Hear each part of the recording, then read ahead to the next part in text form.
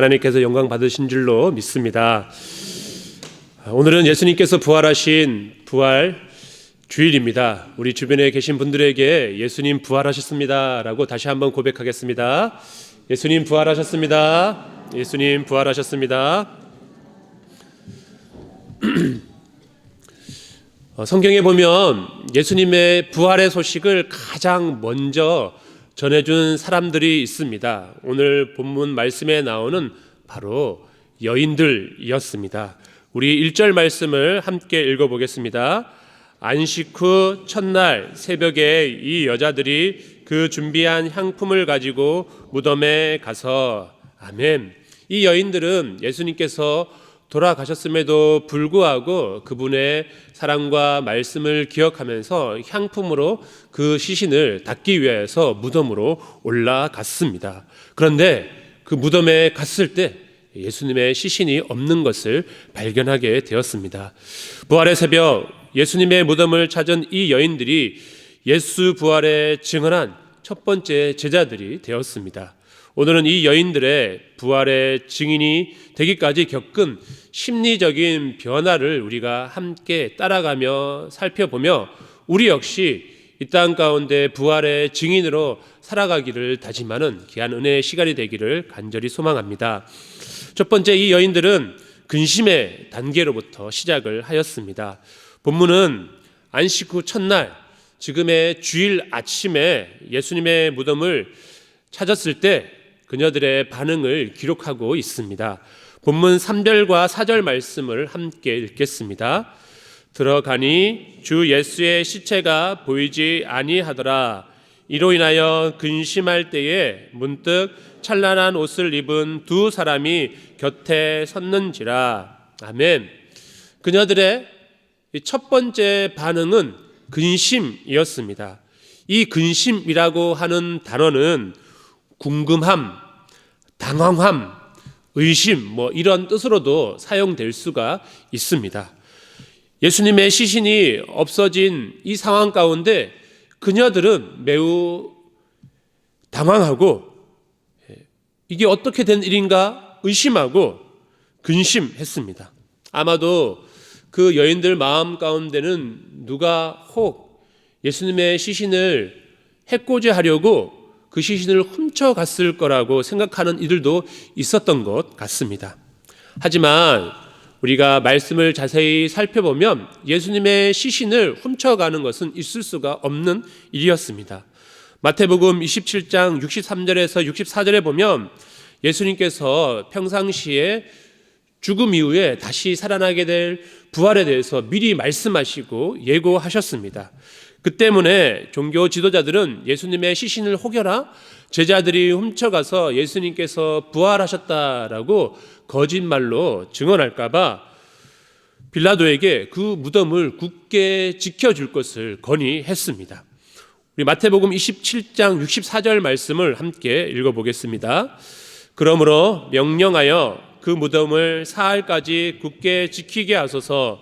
그의 제자들이 와서 시체를 도둑질하여 가고 백성에게 말하되 그가 죽은 자 가운데서 살아났다 하면 후에 속임이 전보다 더 클까 하나이다 하니. 아멘. 종교 지도자들은 사전에 미리 예수님의 부활에 대한 이야기가 퍼져나가게 될 것을 차단하기 위해서 빌라도에게 군인들을 세워서 무덤을 지키게 해달라고 부탁했습니다. 로마의 관례에 의하면 중요한 무덤은 4명, 사인이 일조가 되어서 교대로 지키게 되어 있었습니다. 그래서 예수님의 무덤도 동시에 4명이라고 하는 로마 군인들이 그 시체가 없어지는지 혹 그 무덤에서 무슨 일이 생기지는 않는지 굳건하게 지키고 있었습니다. 그런데 그렇게 굳건히 지키고 있는 이 무덤 속에 예수님의 시신이 없어진 것은 이 여인들에게 매우 당황스러운 이야기였을 것입니다. 도대체 무슨 일이 생긴 것일까 하는 의심이 생길 만한 대목이었습니다. 오늘의 우리도 예수님의 부활에 대한 이 말씀을 들으면 처음 들을 때면 이게 무슨 황당한 이야기인가, 이게 말이 되는가라고 하는 그런 생각이 들기 마련입니다. 우리 마음 가운데 아직 믿음이 들어오기 전에는 이 예수님의 부활의 이야기, 예수님께서 다시 살아났다라고 하는 이야기가 황당무계한 지어낸 이야기로 들려질 수 있습니다. 그래서 당황함과 의욕이 생긴 것입니다. 예수님의 시체를 들고 누군가 부활했다라고 가짜 뉴스를 퍼뜨리는 것은 아닌가라고 하는 그런 다른 한쪽에 의심의 마음이 들 수 있습니다. 그런데 오늘 본문에 나오고 있는 빈 무덤, 예수님의 무덤이 비어 있었다라고 하는 이 빈 무덤이 역사적으로 예수의 부활을 사실임을 증언하는 가장 강력한 증거가 됩니다. 왜 예수님의 무덤이 비어 있었을까요? 예수님의 무덤이 비어 있는 이유가 무엇이었을까요? 많은 사람들이 비어 있는 예수님의 무덤에 대한 그 이유를 여러 가지 가설을 주장을 했습니다. 우리가 함께 읽었던 이 도둑설이 가장 많은 가설 중에 하나입니다. 하지만 여러분들 우리가 살펴보았듯이 예수님의 시신을 도둑질해 나가는 것은 결코 있을 수가 없는 그런 상황이었습니다. 로마의 그 군인들의 삼엄한 경계를 뚫고 예수님의 시신을 훔쳐가는 것은 불가능한 일이었습니다. 또 한 가지는 기절설이라는 게 있습니다. 예수님께서 십자가상에서 정말로 돌아가신 것이 아니라 잠깐 기절했다가 무덤에 들어가서 예수님께서 정신을 차리고 다시 일어나셨다라고 하는 가설이고 주장입니다. 하지만 여러분들 우리가 성경을 통해서 다 알고 있듯이 예수님께서 십자가에 못 박혀 돌아가셨을 때 예수님께서 죽었는지 살았는지 실험하기 위하여서 로마 군인이 창을 들고 예수님의 옆구리를 찔러서 죽었는지 안 죽었는지를 확인했습니다. 그때 예수님께서 배에서 무엇이 쏟아져 나왔다고 하죠? 물과 피가 쏟아져 나왔다라고 합니다. 여러분들 우리의 몸에서 상처에서 피가 나오지 않고 피와 물이 함께 나왔다라고 하는 것은 이미 심장이 멈추고 우리 혈액 안에 있는 물과 피가 분리되었음을 나타내는 과학적인 증거입니다. 그러니 예수님께서 기절했다라고 하는 것도 터무니없는 주장일 뿐입니다. 그리고 혹시나도 그 무덤에서 예수님께서 기절했다가 깨어났다 할지라도 무덤은 큰 돌이 막고 있었습니다. 이 돌은 절대로 한 사람이 굴릴 수 없는 아주 무겁고 큰 돌이었습니다.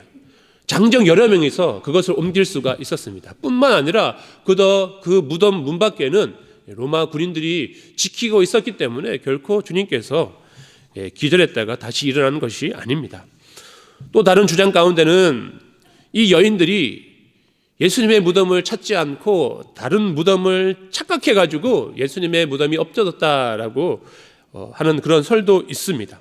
또한 예수님을 사모하는 제자들이 너무 예수님을 보고 싶어가지고 그들이 환상 가운데 착각 가운데 살아계신 예수님을 보았다라고 하는 주장들도 있습니다. 하지만 이러한 모든 주장들은 이 모든 가설들은 철저하게 오랜 시간 역사에 또한 신학자들에 의해서 철저하게 반박되었습니다. 자, 여러분들 그렇다면 예수님의 무덤은 왜 비어 있었을까요? 왜 비어 있었죠?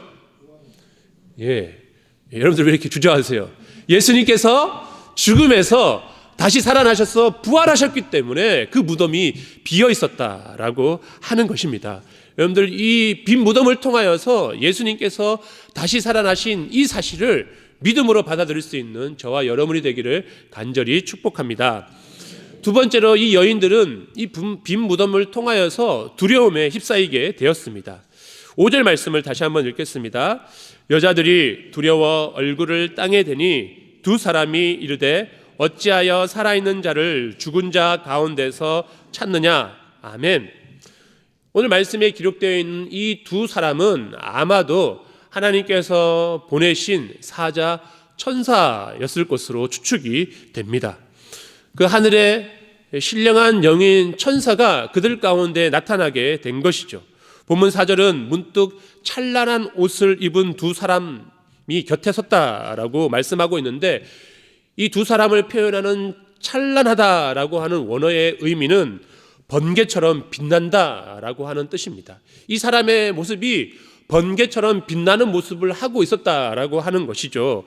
이 번개처럼 빛난다라고 하는 단어는 신적인 현현, 신적인 존재가 우리 앞에 나타났을 때, 보고 발견했을 때 사용하는 단어였습니다. 다시 말해 신적인 존재가 이 여인들 눈앞에 나타나게 된 것입니다. 그들은 이 천사의 모습을 보면서 그들은 두려운 마음 가운데 사로잡히게 되었습니다. 그녀들은 이 두 사람이 천사인지 아닌지는 확실하게 알 수는 없었지만 그 빛나는 모습 가운데 분명 하나님의 보냄을 받은 자들임을 깨달을 수 있었습니다. 그리고 어렴풋이 하나님께서 지금 우리에게 무슨 일을 하고 계시는구나, 우리가 미처 알지 못하는 놀라운 일을 행하고 계시는구나 라고 하는 것을, 그런 느낌을 받게 되었던 것입니다. 그리고 5절의 증언처럼 두려워하게 된 것이죠. 이 두려워하다라고 하는 것은 원어로 보면 단순히 두려운 마음을 느끼다라고 하는 것이 아니라 이 여인들이 두려움 안으로 들어갔다라고 하는 뜻입니다. 그들이 두려움 안으로 들어갔다라고 하는 것은 단순히 정말 무서워서 발발발 떠는 것이 아니라 이 두려움은 신적인 개입이나 신적인 현존을 느낀 사람들이 느끼는 공통적인 반응입니다. 다시 말해 하나님으로부터 오는 거룩한 두려움이었다라고 하는 것이죠.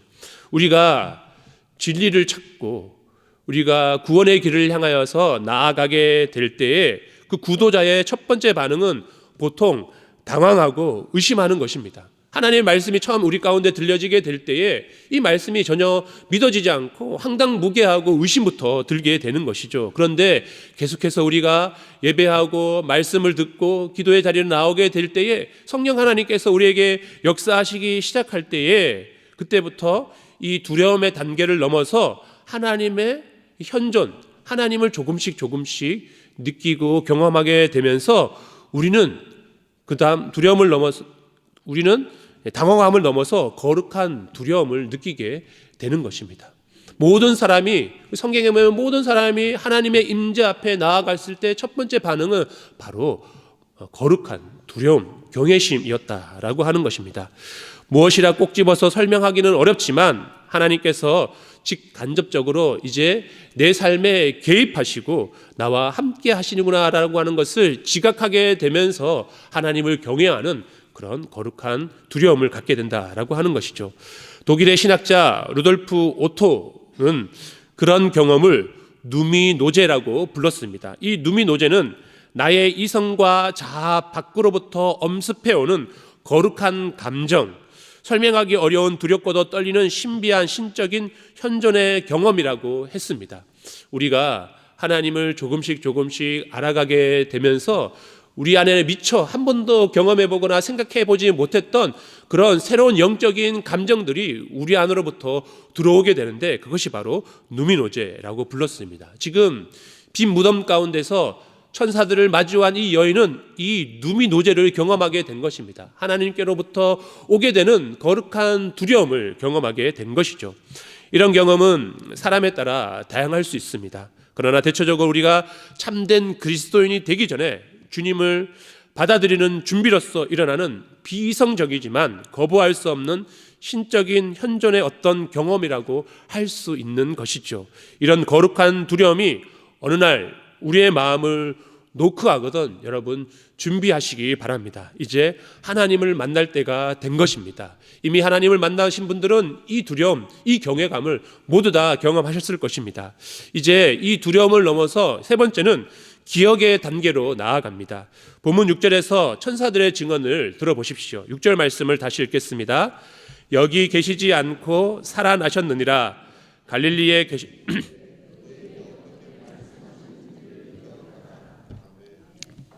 아멘.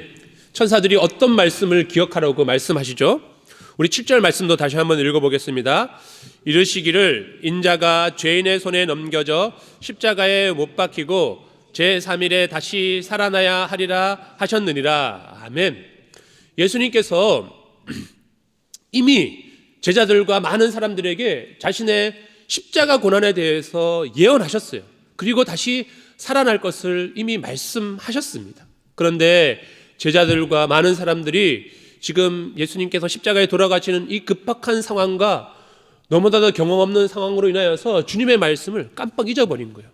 주님께서 여러 번 말씀하셨음에도 불구하고 그들의 마음이 다른 곳에 빼앗김으로 말미암아 하나님의 말씀을 기억하지 못했던 것입니다. 천사가 그들에게 주님의 말씀을 기억하라라고 하는 그 이야기를 들을 때 그제서야 그 여인들의 반응을 보십시오. 8절 말씀도 다시 읽겠습니다. 그들이 예수의 말씀을 기억하고 아멘. 그제서야 여인들이 예수님께서 우리에게 이미 말씀하셨지, 다시 살아나게 될 것을 말씀하셨지라고 하는 그 말씀을 기억하는 단계로 나아가게 된 것입니다. 주님의 말씀을 그들은 기억하고 비로소 예수님께서 다시 살아났음을 확실하고 믿게 되었습니다. 짧은 시간 이 부활의 아침에 이 여인들은 당혹의 단계에서 두려움의 단계로, 그리고 그 두려움의 단계에서 다시 주님의 말씀을 기억하는 단계로까지 나아가게 됐습니다. 여러분들, 이 믿음은 절대로 그냥 오지 않습니다. 이 믿음은 오직 하나님의 말씀을 통해서만 우리에게 주어지게 되는 것입니다. 주의 말씀 없이 진정한 믿음 속으로 들어갈 수 없는 것이죠. 복음적 그리스도인의 믿음의 유일한 흔들림 없는 그 근거와 반석은 바로 하나님의 말씀입니다. 우리가 하나님의 말씀을 들을 때에 하나님께서 우리 가운데 믿음을 선물로 주십니다.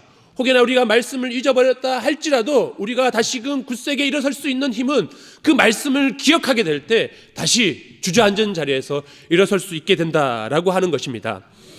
복음서에서 보면 예수님께서 자신의 죽음과 부활에 대해서 적어도 3번은 미리 말씀하셨습니다.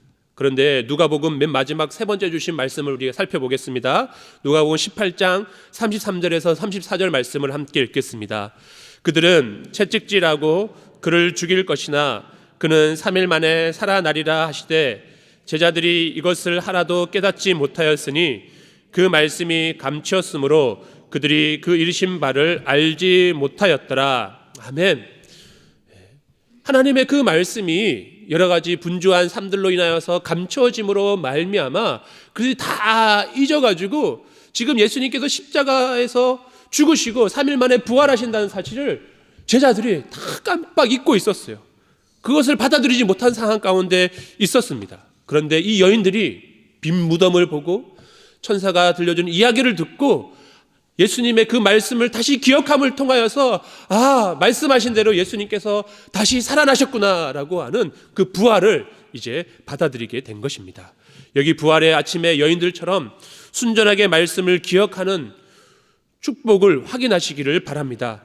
부활의 증인이 되고자 한다면 먼저 주의 말씀을 날마다 가까이 하고 매 순간 그 말씀을 기억할 때 우리가 비로소 우리에게 주어진 부활의 증인된 그 사명을 감당할 수 있는 믿음의 사람으로 세워지게 될 것입니다. 오늘 그 말씀을 받아들임을 통하여서 우리의 삶 가운데 예수 그리스도를 증언하는 믿음의 종들 될 수 있게 되기를 간절히 축복합니다. 마지막 단계는 증거의 단계입니다. 우리 9절 말씀을 함께 읽겠습니다. 무덤에서 돌아가 이 모든 것을 11 사도와 다른 모든 이에게 알리니 아멘. 사도들과 모든 사람들에게 예수 그리스도의 부활의 기쁜 소식을 이 여인들이 처음 알리게 되었습니다. 예수님을 따르는 많은 소위 수제자라고 하는 베드로도 먼저 알지 못했습니다. 주님을 사랑하고 사모하며 그 이른 아침 주님을 찾은 이 여인들이 가장 먼저 부활의 소식을 듣게 되고 알리는 증인의 사명을 감당하게 되었습니다. 여기서 알리다라고 하는 단어는 원어로 아팡겔로라고 하는데 이 아팡겔로는 적극적으로 기쁜 소식을 선포하였다라고 하는 의미입니다. 이 여인들이 지금 너무 감격하여서 말씀대로 다시 살아나신 그 주님을 내가 가만히 있을 수가 없어서 빨리 가서 전해야겠다라고 하는 그 마음으로 적극적으로 달려가서 제자들에게 예수님께서 살아나셨다, 예수님께서 그 무덤에 계시지 않고 살아나셨다라고 하면서 감격하여서 담대하게 예수님의 부활의 소식을 전하였습니다. 사도들에게도 알렸다라고 하면서 반복해서 그 여인들은 계속해서 이 부활의 소식을 전하였다라고 하는 것입니다. 여러분들, 부활절은 철저하게 우리에게 요구합니다. 그것은 뭐냐면 우리가 이 부활의 소식을 인하여서 함께 기뻐하며 감사하며 찬양하는 것도 우리에게 주신 것이지만 이것을 더 넘어서 이제는 우리의 삶을 통하여서 주님의 부활의 소식을 증거하고 전하라고 하는 것입니다. 그러니 이 부활절은 우리는 다 함께 나가서 외쳐야 하는 것이죠. 예수님께서 다시 살아나셨습니다라고 외치고 증거하는 것이 이 부활절이 우리에게 주시는 가장 큰 교훈이라고 하는 것입니다. 그런데 오늘 우리는 늘 자기 보호에 민감해서 이 부활의 소식을 전하는 것을 주저할 때가 얼마나 많은지 모릅니다. 이 부활의 소식, 나는 믿지만 이 소식을 믿지 않는 자들에게 전하는 것은 혹시 우리에게 피해가 되지 않을까? 내가 이상한 사람처럼 여겨지지 않을까? 혹 내가 이것을 전함으로 인하여서 내가 속한 그 사회 구성원 가운데 따돌림을 당하는 것이 아닐까? 광신토처럼 느껴지는 거 아닐까라고 하는 너무 많은 생각이 우리를 가로막고 부활의 소식을 전하지 못하게 하고 있다라고 하는 것이죠. 여러분들, 그러면 우리는 어떻게 해야 할까요? 그렇게 그저 주저앉아 있어야 할까요? 참으로 감사한 것은 하나님께서 우리를 그렇게 연약한 존재로 내버려 두지 않는다라고 하는 것입니다. 주님께서는 우리로 하여금 부족하고 연약하여서 감당할 수 없지만 우리로 하여금 능히 부활의 증인의 사명을 감당할 수 있도록 우리 가운데 성령 하나님을 보내주셨습니다. 우리는 할 수 없지만 성령 하나님께서 우리 가운데 권능을 주시면 우리가 능히 감당하고 부활의 소식을 전할 수 있는 주님의 종이 될 줄로 믿습니다. 사도행전 1장 8절 말씀을 기억하십시오. 여러분들, 이 말씀은 올 한 해 우리에게 주시는 사명의 주제의 말씀입니다. 표의 말씀입니다. 오직 성령이 너희에게 임하시면 너희가 권능을 받고 예루살렘과 온 유대와 사마리아와 땅끝까지 내 증인이 되리라 하시니라. 아멘. 오늘 이 예배를 통하여서 이 부활의 이 주일 성령 하나님께서 우리 가운데 강권적으로 역사하게 되시기를 주님의 이름으로 축복합니다. 그리고 나아가 오늘 예수 그리스도의 그 부활의 소식을 담대히 전할 수 있는 저와 여러분이 되기를 주님의 이름으로 축복합니다. 성령님께서 우리로 하여금 나가라고 말씀하실 때 순종하면, 나가기만 전하기만 하면 주님께서 우리를 통해서 일하십니다. 초대교회 여성들이 그 일을 했다면 우리 모두도 할 수 있습니다. 사랑하는 성도 여러분, 예수 그리스도께서 다시 살아나셨습니다. 이 사실은 2000년 전의 해프닝이 아니라 오늘 저와 여러분의 삶에 일어난 실제입니다. 누가복음 24장 10절에 보면 이 부활의 소식을 전한 여인들의 이름이 기록되어 있습니다. 마리아, 요한나, 그리고 다른 여인들처럼 이제 저와 여러분이 그 증인의 명단에 기록되게 되기를 축복합니다. 주님 다시 살아나셨습니다. 주님은 살아계십니다 라고 우리 다시 한번 우리 주변의 분들에게 함께 고백하겠습니다. 주님이 다시 사셨습니다. 주님은 살아계십니다. 이 고백이 여러분의 입술과 삶에서 끓이지 않게 되기를 간절히 축복합니다. 함께 기도하겠습니다. 사망 권세를 깨뜨리고 부활하셔서 인류의 참된 소망이 되신 하나님 아버지, 부활주의를 맞아 주신 말씀을 통해 우리를 부활의 증인으로 세워주시니 감사드립니다.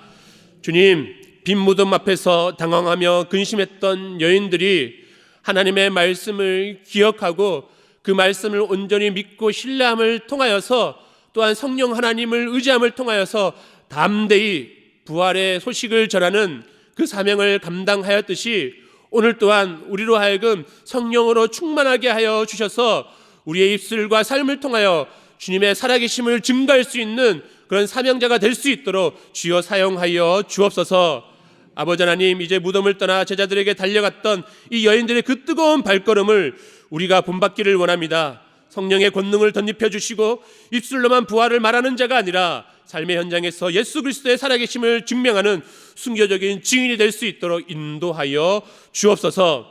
이번 한 주간 우리 성도들의 발걸음을 닿는 곳곳마다 주님의 다시 살아나셨습니다는 기쁜 소식이 선포되게 하시고 절망이 있는 곳에 부활의 산 소망이 선포되는 귀한 역사가 나타나게 인도하여 주옵소서.